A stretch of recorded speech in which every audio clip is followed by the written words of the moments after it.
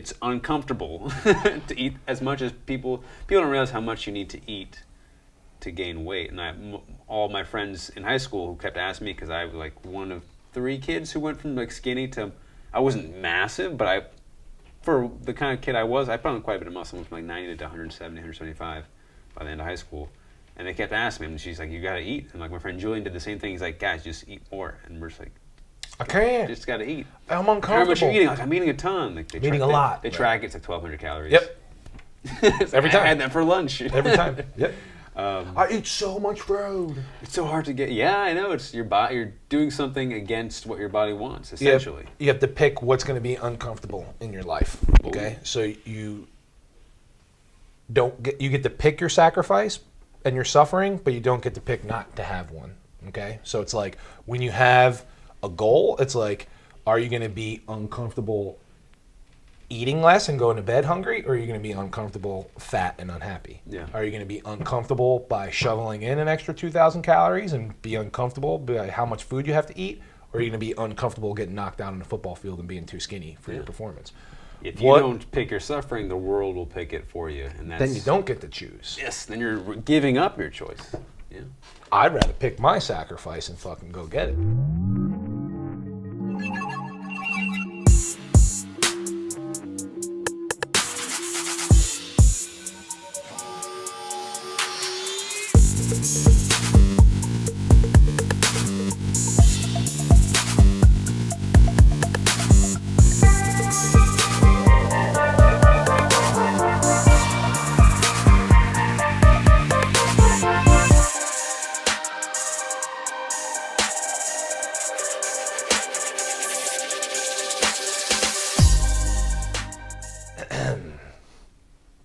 The Bridge Podcast.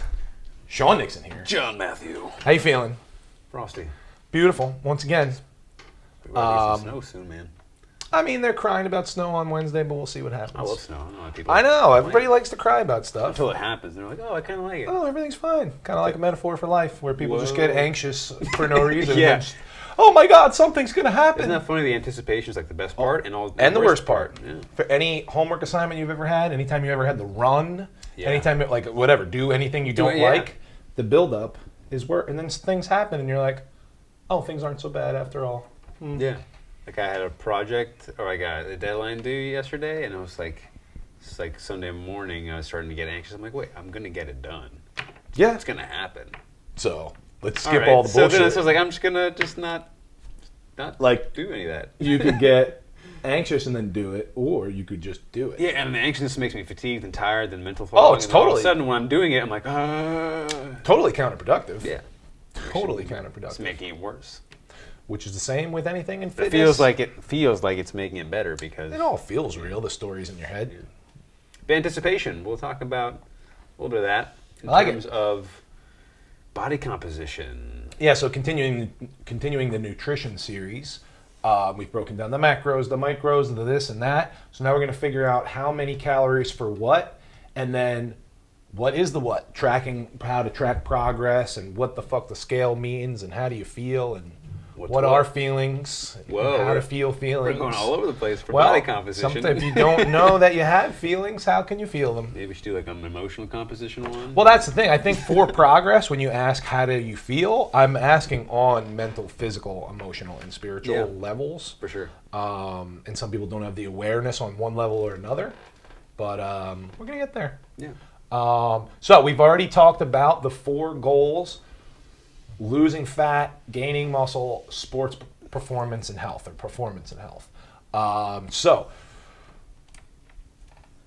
how to determine how many calories you need to eat to live, and then if you're going to lose fat, how many less calories than that should we eat? So do you have a formula that you like? If you just like body weight times 15 for maintenance and body weight times 14 for deficit and times 16 for surplus, or you like online formulas, Myers-Briggs and the one I like to use is the one I learned is like the Mifflin St. George. There you go, which is Thunder like, Mifflin. It sounds super yeah, fancy. I was just making up fancy shit. Just too. an equation, but just the one that I found to be. They teach you. I learned like they tell me like 4 different ones, and they all have different variants, and the variance is just not that big a deal, honestly.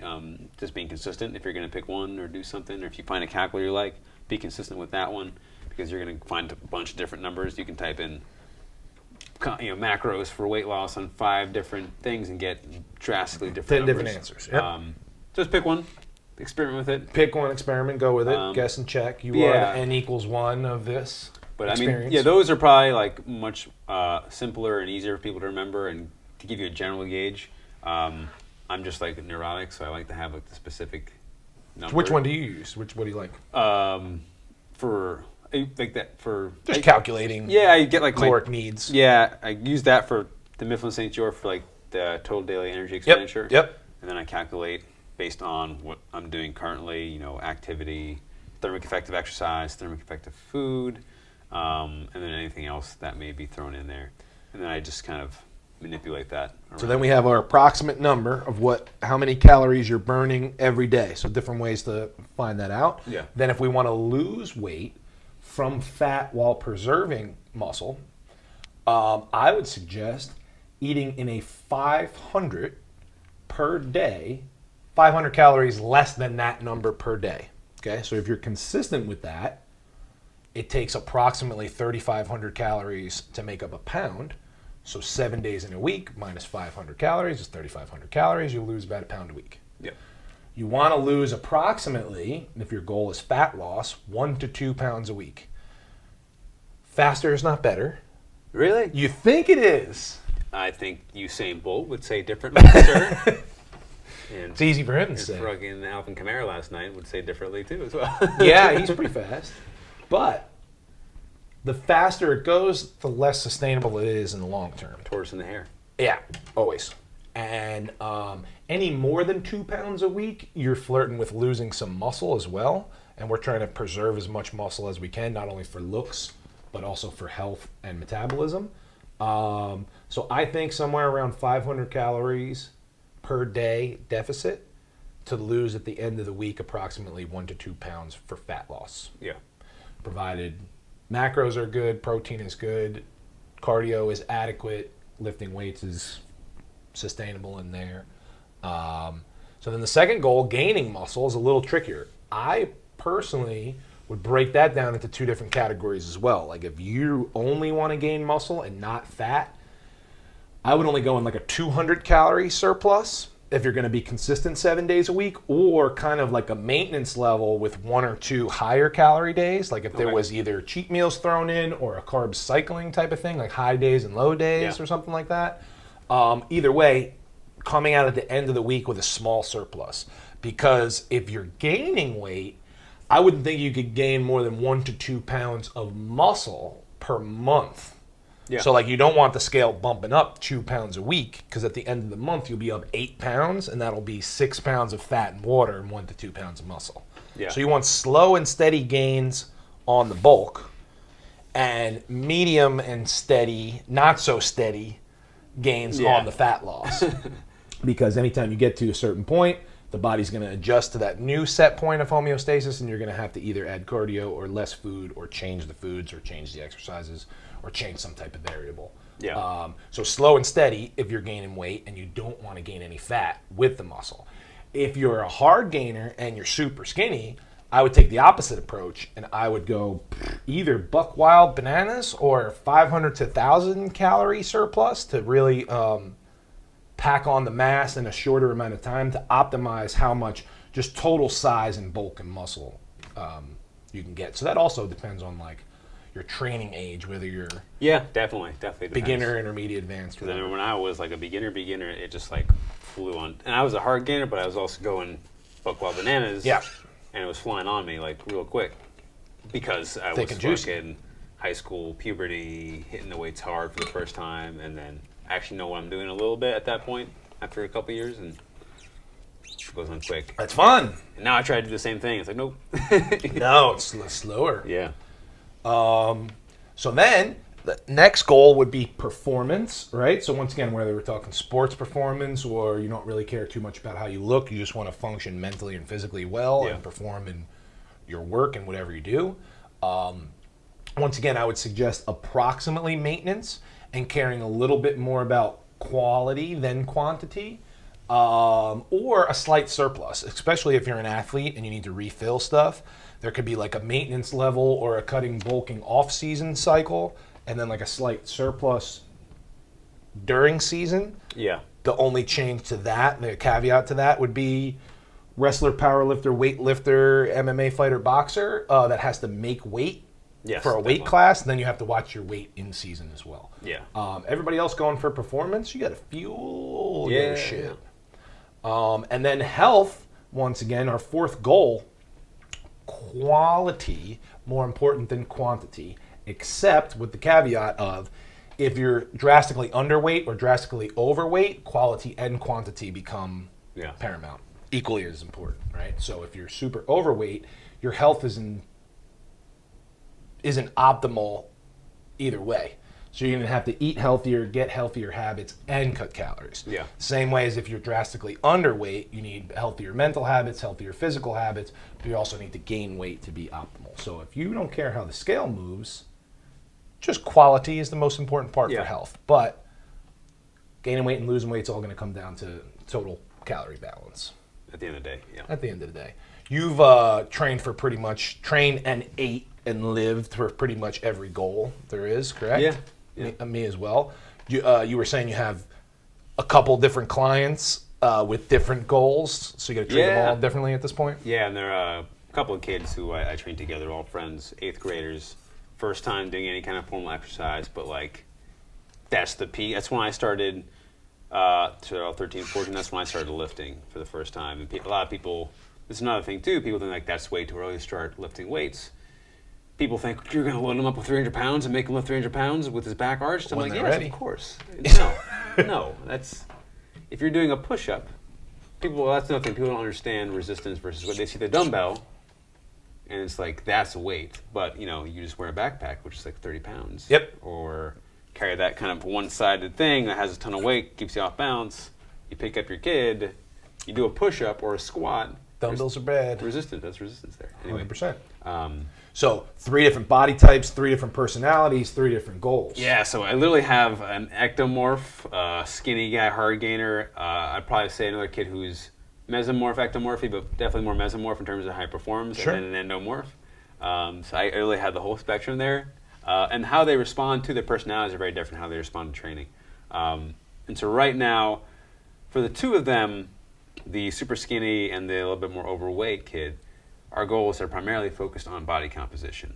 Younger kid wants to put on tons of mass, wants to play football. He's like 90 pounds. Oh, he's 100 pounds now, 107 pounds. I got him up a little bit. Soaking wet, 5'4", just like I was. I was like 90 pounds, actually, 5'4", when I went to high school. Not ideal. I'm not optimal for playing, prep school football. But it makes you optimal to coach them now through your knowledge and experience. 100%. Like, I know what you're going to have to do. It's uncomfortable to eat as much as people don't realize how much you need to eat to gain weight. And all my friends in high school who kept asking me, because I was like one of 3 kids who went from like skinny to, I wasn't massive, but for the kind of kid I was, I put on quite a bit of muscle. I went from like 90 to 170, 175 by the end of high school. And they kept asking me, and she's like, you got to eat. And like my friend Julian did the same thing. He's like, guys, just eat more. And we're just like, I can't. Just got to eat. I'm uncomfortable. How much are you eating? Like, I'm eating a ton. Like, I'm eating a lot. They track it. It's like 1,200 calories. Yep. Every time. I had that for lunch. Every time. Yep. I eat so much food. It's so hard to get. Yeah, I know. It's your body. You're doing something against what your body wants, essentially. You have to pick what's going to be uncomfortable in your life. Okay, so you get to pick your sacrifice and your suffering, but you don't get to pick not to have one. Okay, so it's like when you have a goal, it's like, are you going to be uncomfortable eating less and going to bed hungry, or are you going to be uncomfortable fat and unhappy? Yeah. Are you going to be uncomfortable by shoveling in an extra 2,000 calories and be uncomfortable by how much food you have to eat, or are you going to be uncomfortable getting knocked down on the football field and being too skinny for your performance? If you don't pick your suffering, the world will pick it for you, and then you don't get to choose. Yes, then you're giving up your choice. Yeah. I'd rather pick my sacrifice and fucking go get it. One of the few options we really have control over in our life is what you choose 100% to do. 100%. Whether you get to the end or not is It's the choice of how you act, right? 100%. The pain and suffering is inevitable. It's what you're going to respond to it and how So your you might as well mindset's to it. do the pain and suffering with something that is meaningful to you, right? Yeah, it's 100%. And that's what keeps you on track. But yeah, the personality-wise, and this is not necessarily in a body comp related thing, but we were just talking earlier. But I think it's funny because the skinnier kid, he's we're starting to get up in the phase where we're starting to actually add a little bit of weight now. They kind of got the stability technique down, really important. Focusing on that because they were a little bit noodly armed, like everybody is when they first start. Sure, you gotta start somewhere. Noodly legged, right? So now they're getting stability. Things are looking nice. They're a little bit more focused, a little more motivated. And the one of them is, he gets to a weight, and all of a sudden, he tries to go up a little bit in weight once he gets it, but then he's like, I feel more comfortable with that weight, and that's so he's kind of holding back. And then the other one is like the more motivated of the one, but he wants to push more weight at the compromise sometimes of technique, which like I got to reel you back, I got to push you forward just the right amount. The art and science of coaching. Yeah. Know who to pull back and who to push forward a little more. If they're both going to end up in the same place, which is nowhere. If you push too far and your technique sucks and you're not working the target muscle and not stimulating properly, or God forbid you get hurt, you're not going to go anywhere. If you're too comfortable and you don't want to add weight and don't want to push yourself more and don't want to do that extra rep or two, you're just going to stay the same. Yeah. And we just started doing nutrition stuff. I've been training there maybe about 2 months. We spent the whole first month. Yeah, you got to get it moving just first. Get this down first. You're in 8th grade. Show up. I know you guys. I remember. Like I remember in 8th grade. Show up consistently. If you can't do your homework, you're not going to be doing the homework I give for you, right? So, 100%. so get this down first. Like day one, kale, broccoli, chicken breast, 7-day specific meal plan. Macros. That's what everybody thinks they want. They come to me and like, can you write me a meal plan? Like, you don't want a meal plan. You don't want the answer is no. You don't want it. You're not ready. But I feel I'm ready. Like I want to say, maybe I could go back and find somebody. There's probably somebody, but I want to say like. No, I know what you mean. Like 95% of people that come to me with that specific thing, like, write me up. Like that's what they think nutritionist is. I'm like, yeah, I'm like, God, they're not even gonna listen to this. If it was that simple, no, I don't do it anymore. I don't fucking do it anymore. You got to prove to me that you're ready. Yeah, the student is ready. This is the process, right? Right. Trust me on this. And then there's still resistance, which is as always expected. I prepare for that. Because we've seen it. Gotta be prepared for so it. Funny Seen when, it myself. So. Of course, and it's so funny from new clients' perspectives where they're just like, "This is some new shit that's happening that you've never seen before. This is the bleeding edge, fucking of progress, and I'm the only one that's ever felt like this before." And I'm like, "Son, trust me. Slow down. You're not special. Well, I know this process. Yeah, I got you here, and that's why we break everything down into the levels. So it's like, knowing, like you said, who to push forward and who to pull back and how to do that, because at the end of the day, the goal is always progress. Yeah. So how to track progress? Most people rely on the worst things. First of all, like the doctor said, my BMI is high. BMI? What is that, Sean? He's a doctor, so he must know everything, and you should probably just go home in shame and guilt and fucking wear a mask and gargle hand sanitizer and hide under the bed. The man has a lab coat, all right? Lab coat with letters after his name, he must know everything. But BMI literally shows absolutely nothing. It's just height and weight. What was it? Height over mass weight squared. Over height squared in metric mass What in kilograms. the fuck does that have to do with anything? It has nothing We just to do with calculated nothing. Sean is obese. Yeah, my Class BMI is almost 32 by height and weight. You gotta chop off an arm or something, man. You're gonna die. Chop off some legs or something because I'm obese. I have these pills I can put you on. They help you out real good. You're obese. You must have, therefore, if this chart says you're obese, this chart must you have high blood pressure and everything else. So I got 3 pills for you right there. You must have. Boom, boom, boom. Boom, boom, boom. You're probably gonna need them for the rest of your life, but no, you definitely will. Don't worry about diet or exercise or any of that shit. I got new pills for that. And put them back on, take them back off, and put them back on. But I'm having trouble sleeping. I got another pill for that. Dude, I got another pill for that. Don't worry about it. So BMI is body mass index, and it just has to do with height and weight. It doesn't take muscle, gender, activity level, anything into consideration whatsoever. It's an extremely archaic way of assessing physical body composition. Useless. Essentially, it's very useless. Second, it's of the most general scales, which is why it's still around, is because there's no. Well, we'll get to this. But there's no real. It's the easiest, I guess. Sure. You'll say for sure to like generally classify people, but you're gonna get your outliers, which don't make any sense. That get categorized into some sort of statistic that shouldn't be, and vice versa. You're gonna get someone who's normal weight who's rather unhealthy potentially. 100%. That happens all the time. Vice versa. Yeah, if you're skinny fat, it doesn't mean you're healthy. No, yeah. If you're skinny in general, it doesn't mean you're healthy. So many other factors come into play. So then, second easiest way of tracking would be the scale. The scale is just a tool. It just shows a data point.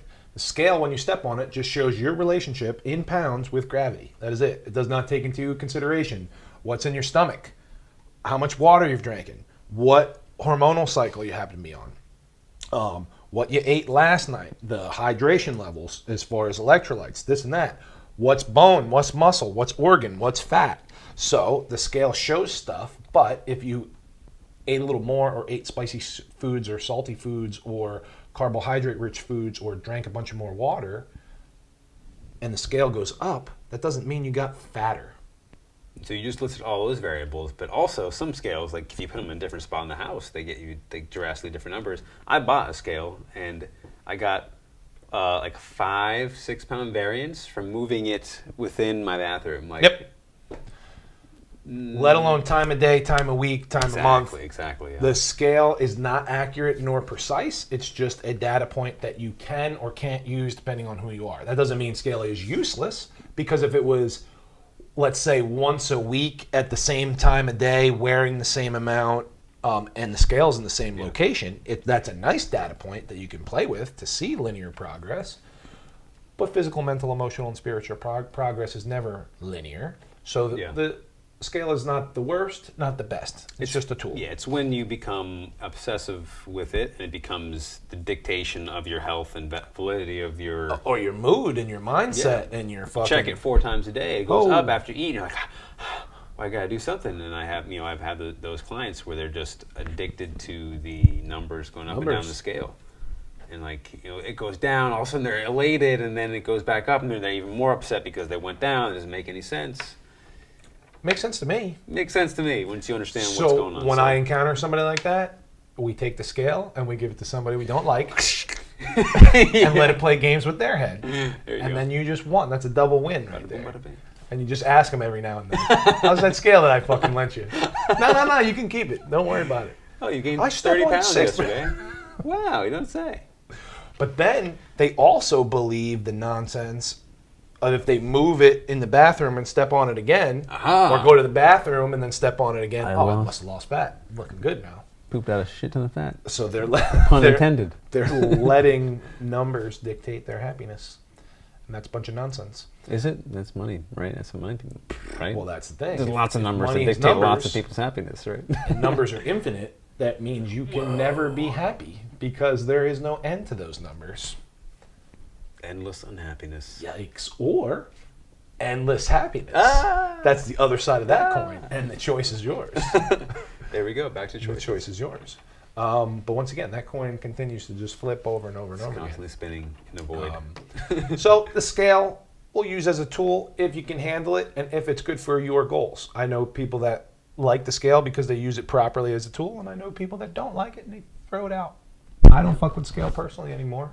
Don't need it for any of my goals, so I don't give a shit. If there was something I wanted to or needed to track to get to a certain weight, I would use it as a tool. So a better way to track either where you're at and where you're going in progress is body fat percentage. Body fat percentage takes into account what is not fat and what is fat percentage-wise. And then those numbers, because percent is relative and individual to each person, are accurate. Now, we'll go over ways of testing. Some are more accurate than others. Yeah. But if the number is accurate, it is an accurate reflection of what's bone, muscle, organ, water, and tissue versus what's fat. Yeah. The least accurate of those would probably be standing on a scale that claims to test body fat percentage. Bioelectrical impedance. And then second least accurate would be like the pinchers, the body fat calipers. that would have to be done by a super professional and the same person who's consistent every time, and even still, that's an approximate way. I never liked the calipers. I've done like measurements, which is a little bit different. So next is physical measurements. Because someone legitimately losing size in their waist can be, you actually... Yeah, inches are important. Yeah. If your waist goes down 2 inches and your bicep increases 1 inch, you're obviously doing something right. Yeah. And that goes to, I know something you said before, but like how do your clothes fit? Like you mentioned. Oh yeah, we'll get to that. Yeah. We'll get to that. But for body fat percentage, if you got stepping on a scale that does body fat percentage is bullshit. Calipers are a little bit better. Measurements are a little bit better. Then where would you go? Dexa Scan or Bod Pod So I used to work tank? for a company that did body composition, so I did that for Yeah, let's hear some of them stories. a little bit. And so I was in Silicon Valley, great company. I'll give a shout out, Body Spec. They're in Seattle, California, and now Austin, Texas. Nice. Great people to work for, great company, super amazing idea. Essentially mobile, and they have physical locations, but mobile DEXA. So we bring it to a DEXA scanner is a low intensity, very, very low intensity X-ray that can differentiate between bone mass, fat mass, and lean tissue mass. So lean tissue mass would be muscles, organs, would include water, but your cells are all made of water, so that just gets included in muscle anyway. So we would go to, I've worked with like people at, higher ups at Google, at Apple, at Facebook, CrossFit gyms. They've worked with, professional athletes like the Lakers, the Warriors, I think, stuff like that to assess body composition. And so from my perspective, potentially biased here, I like the DEXA just based on what I've seen. I will say that there's no like absolute be-all. It's all relative. So somebody else with experience like you might prefer a bod pod where you're dunking underwater to exhale and see the difference versus a DEXA, which is a low-grade X-ray? So we have, so DEXA, I'd probably put at the very top, and then you probably have, some people disagree with me, the bod pod, which is like air pressure. Yes. And then you have the dunk tank, yes, which is like displacement. And from the numbers I've seen from the dunk tank, they can be way off. That used to be considered the gold standard. Yes. Until bod pod DEXA came, and now you have, what's the one they have over there? That one's also bioelectrical impedance, so I'm not. Yeah, I was gonna say that's probably somewhere in the middle. Yeah. But I mean, the low intensity X-ray, it's meant for assessing bone, so you will get the accurate number on bone mass. Sure. And you will get the accurate number on fat mass, as far as I've seen. Lean mass is where you're going to have some variance because lean tissue, water gets taken into account there. We actually did tests for our DEXA where we had a guy measure and then drink a gallon of water and then measure again, and it really wasn't that significant of a bump in lean mass. So that sounds like the most accurate to me, knowing that if you're trying to lose fat, let's say the muscle is living organ that's going to change all the time anyway. Like you said, water, different stimuluses, different exercises, different sleep, whatever, your muscle's going to change because it's living tissue. Yeah. But if you know that the bone density is the same and the fat is less and your goal is fat loss, you've just won the game. Yeah. Because you've preserved the bone mass, so you figure that the density of the muscle is still there from resistance training, and there's less fat there from your caloric deficit. Yeah, and that depends on what you do. So I've seen the person hell-bent on losing weight that they've lost both. Of course. And so I've seen it like they've come back the 3 month checkpoint, and they lost some body fat, held onto some muscle, and they they pushed the envelope, and then they lost muscle as well. And then their body fat percentage was the same, and they were confused and frustrated. I was like, well, what were you doing? What were you eating? That's why the percentages are accurate. Because if you lose muscle and fat at the same time, you're just a smaller unhealthy or smaller. Yeah, if this goes down together, right? So it's not, you're the same, just smaller, or the same, just bigger, right? Yep. So, and so a big thing, with that is also just keeping in perspective, just again, like the progress as you're going along, what to expect from it. Which we have up here, just managing expectations. So how to preserve muscle in a caloric deficit while you're losing fat is only that 500 calorie deficit, so not eating drastically too little. Yeah. Maintaining hydration and sleep and stress reduction the best you can. and then a proper resistance training regimen and routine. Yeah, the one thing that I will say that is people say all the time, but some people still don't truly take it to heart, is that resistance training does preserve your muscle mass. You should do it whether you're, definitely if you're trying to build muscle.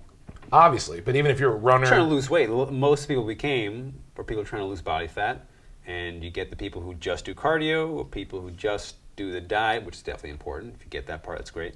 But combining with resistance, that's when people start to see drastically different results. You're basically taking your fucking Prius, going to the shop, souping it up, come back out with, now you got a Nissan Altima. Okay. Take it back in the shop the next 6 months. Now we got maybe like a Dodge Charger, and then all of a sudden... Upgrades. You're basically increasing the demand of energy that your body needs. Love it. Yeah. And then how to minimize fat gain on a caloric surplus if you're trying to gain muscle. Like I said, I like a small 200 calorie surplus so you don't get too carried away. Obviously still lifting properly and still taking care of recovery. And that way you mitigate the damages. And Dexa Scan is going to be, if you can find one, the best way to track that progress. If not, I would just... Self-tracking progress is hard. As a coach, I always ask people, I'm like, how do you feel? Looking at a picture of yourself, so taking pictures once a week is a little much, maybe twice a month of pictures. Video shows even more than picture because you can actually move it around and it's kind of more very like different what you from see. looking in the mirror. And then your very body, different from your the mirror. body adjusts to yourself in the mirror all the time. Like, and different mirrors are different, like I had different jaw lighting. surgery, looked entirely different. I don't even remember what I used to look like, after that. Like, it doesn't even make sense to me seeing an old picture of myself because I just adjusted to it. But now it just seems like the normal. And your body may be changing, but you're just like, oh, I feel like I look the same until you look at that before photo, and you're like, oh shit. Major progress. Major progress. Because you're looking at yourself every day in the mirror, so you're not going to see that change that you're looking for. And the one thing I want to touch on real quick on the DEXA too, and just body fat percentages in general, that's also a number. So a lot of people can get hung up on that number too, because I've had that happen, where people treat that number. It's great to have data, especially when that's like the most accurate data, and you're tracking that fat mass, lean mass. But people have, so we have our own data set that we collected from the thousands, tens of thousands of people at this point, maybe even 100,000 people that have done our tests. So we have our own standard deviation of body fat percentages for a normal average, not normal, but average. Mm-hmm. What we test at with most of our professional athletes, a quote-unquote lean individual, someone who's a little bit more higher of a body fat. Because there's a lot, I see them all the time on Instagram where the picture is like, this is what somebody looks with 5% body fat. No one I've ever tested has ever tested 5%. I don't know. I was going to get to that. Stage-ready bodybuilders have never tested 5%. I was going to get to that. Right. Do you have pictures with the numbers? Do you actually know? Yeah, I mean, I've seen that. Is it worth going over male and female like ranges of percentages that we're shooting for to be realistic here? Yeah, I think so. I don't remember all of them off the top of my head. I remember the important ones. So I've seen people like, 1% body fat. Like, that's impossible. Or like you'd be dead. Or like you see an article like Chris Hemsworth shredded down to 3% body fat. That's also bullshit. No, he did not. He was like 12 and he was hot and that was fine. It was nice lighting. So let's go from bottom up then. Male stage ready bodybuilder, meaning unsustainable, unhealthy, but as shredded as possible. 6 to 8. Lowest I've seen is about 7.9, 7.7 so stage ready top bodybuilder. Level 6 to 8, we're saying? 6 to 8. Right. I'd say, yeah. So anything Never less than seen 6 is either 7. super dangerous or he's doing just it for false. a day. He's doing it for a day. Yes, literally. So then 9 to 10 would be like shredded, 6-pack, looking great, but like sustainable athlete. 9 to 10 ripped. is hard to sustain. Anything in a single digits is going to be very, very, very difficult to sustain. Most people, again, are only doing that. Unless you got some special supplements. I was about to say, special supplements, just genetic freak, which I've seen those genetic too. Freaks. Or your stage-ready bodybuilder. Like the average lean, quote-unquote, shredded individual who's not prepping for a photo shoot or something like that, who's just naturally lean, is going to be around like 10 to 13%. Yeah. So then, and then athletes are usually like 10 to 15, 16, depending on the sport. And looking good. So then somewhere around 18 is like your gym bro with like a blurry 4-pack, but good looking arms. Yeah, the average we have is around 20 to 25%. So that's an average person. Average male.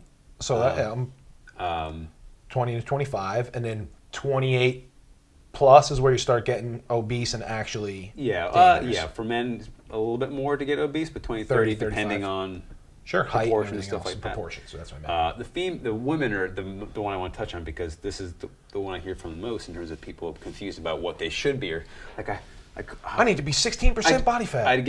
It's funny because I know some people who do this, and I don't even remember if I used to do this, but I try not to, it's my best not to do this anymore, is they'll do it for the first time and they'll look at the number upset. I'm like, you don't even have any relative. Yeah, it's just one data point. You don't have anything to compare to. How are you upset? I've seen both ways. I've seen people get super excited over one number and super pissed over one number. Yeah. And I'm like, that's just one data point. You don't even know whether you should be happy or sad until we test again in a month. It's interesting. People just love drama. So get upset. So that tells you that what that person has going on internally, that gives them their natural instinct is to see that's a negative thing. To either celebrate or... I've had people come in and like I've had people cry just like thinking that the number is like something wrong with them. I'm like, you're okay. Like this is why we did this. We created these data points so you could see. Stage ready female bodybuilder, which I was lucky enough to have two. Nice. That I actually got to see and actually tracked. The people who are doing stage ready, they're tracking they come. Usually you test like every 3 months. Yeah, you're weighing out your half a Splendid pack. Yeah, they're coming like every week sometimes. I saw them. Lowest I've seen, chick who kind of looked not as muscular as Savannah, but like that kind of build. Sure. She got down to 13, 12.7. Wow. That was impressive. So even 18, if you're a regular lifting chick, is like super lean. That's insane. Because women are going to need more fat, probably on the hips, definitely on the boobs. Yeah. To just sustain life. So once again, fat is not bad. Yeah, and the capacity for the average female to build as much muscle as the average man is also going to be lower. That's not a sexist thing. That's just biology and science. I've seen some genetic freaks who are females. Mutants out there. Mutants, right? The other female, she was much more looking like your typical, not typical, that's right, I don't like that word, but average. What you see is like a fitness model on Instagram, right? Like a shredded fitness model, because she was performing like a bikini competition. Yep. And she was, I think, around 14 to 16%, 14, 15. Okay. So like 13 for bodybuilding, 14 to 16 for bikini. Yeah. And then so maybe 18 to 22 for just fit chick. I was about to say 18 to 22 for fit chick, like 20 to 24 for like female healthy athlete. Like the average woman is going to be like 30 to 35%. Yep. And then obese would be over 40%. That number seems like a lot to people. It's like a third of my body. I'm like, that's normal. Like that's super normal. And then dangerous or obese, or we should start looking into our 45 plus. 45 plus. Sometimes 50, depending on the person. Good to know. Yeah. So first you have to know. Depends where they're carrying it to. First you have to get an accurate reading. Yeah, good point. Yeah. First you have to get an accurate reading of where you're at, and then know what that number really means. Yeah. Because we've seen both things. We've seen an accurate number, an irrational response to that number because they don't know what it is, and we've seen inaccurate numbers, and people are either having a party or fucking jumping off a bridge. And it's like that fucking number is not even accurate anyway. Which is why a lot of times I go by how people feel. How they feel when they look in the mirror and smile at themselves. How they feel when how their clothes fit, whether we're trying to go up or down or need this or that. And then just like energy levels and emotional levels and stuff. If you're doing no carbs and low calories and high intensity cardio and not sleeping right, yeah, an emotional roller coaster. How many clients have you had that came to you like, I need to lose body fat because I'm just like unhappy, I'm too fat, and then they train. They're like, I just kind of like exercising. It makes me feel good. Boom, all of them. Yeah, all of them. Tricked your ass again. You're like, how about we get? They're like, I need to lose 7 pounds or whatever. I need to. I'm gonna die. But, okay, maybe not. Maybe that's how you feel. But we'll see. We'll circle back to that in a couple months. How about we just increase our strength and learn how to eat a little better and drink a little bit more water? Yeah. And we'll check back in a little bit. And then they get to that, like you said, feeling better. Yeah. There's a quote in our yoga studio. Set your heart upon the work, not its reward. Or set the heart upon its work, not its reward. That's it. Do the fucking work. So enjoy. That's the obstacle is the way. That's the journey is better than the destination. That's all that shit. Like nobody ever wrote a book about the view from the top of Mount Everest. Yeah, exactly. We finally made it. Looks cool. All right. Nothing. All right. Boom. Take a fucking selfie at the top. Yeah, whatever. right. No, that's not how it fucking is. It's the struggle of the getting up there. Yeah. Nobody gives a shit about the top. Yeah, because shit at the top. You gotta come back down, right? When You gotta get come there. back down anyway. Unless you're gonna live up there. And No, make a it's- documentary about how you live on top of a mountain. That's something else. But That's a whole nother thing. Living on top of the mountain. But that's a mindset, you know? So it's the same thing with your fitness goals. Because when you get to one, I remember somebody asked me one time, they go, you seem like you're somebody that trains a lot of people that have big goals and then succeeds in them. And the person goes, have you ever had anybody get to their goals and then say, that's it? And I go, no, of course not. Anybody that has the determination and the perseverance to achieve goals is already setting new ones. So there's no end to this shit. yeah, and that's like another great point too, especially for managing expectations. How you feel right now is going to be how you feel whenever you get to that goal. So if you're unhappy with yourself now, And feel then like you're not smaller. good enough now, Or bigger, you're gonna be still like, unhappy. I'm still not there yet. I'm still not there yet. It's just a mindset. It's not what it is because you actually did it. Like Yeah. physically, it's physically provable, but your mindset is preventing you from allowing that to be your reality. That's why we have layers of health and fitness. Because if you're not mentally Ogres are like onions, they're layers layers. from Shrek. It's perfect. If you lose weight and you're not mentally happy, how's that going to feel? Yeah, and I've seen this too. The chronically over exercisers who Chasing the dragon? chasing the I've been there. running from the tigers. We need more. More is always better. More is better. It's like, how about a rest day? Shut the fuck up, pussy. Yeah, Rest is for losers. I don't rest. Okay. And I always tell people that want everything now. I'm like, what about in 80 years from now?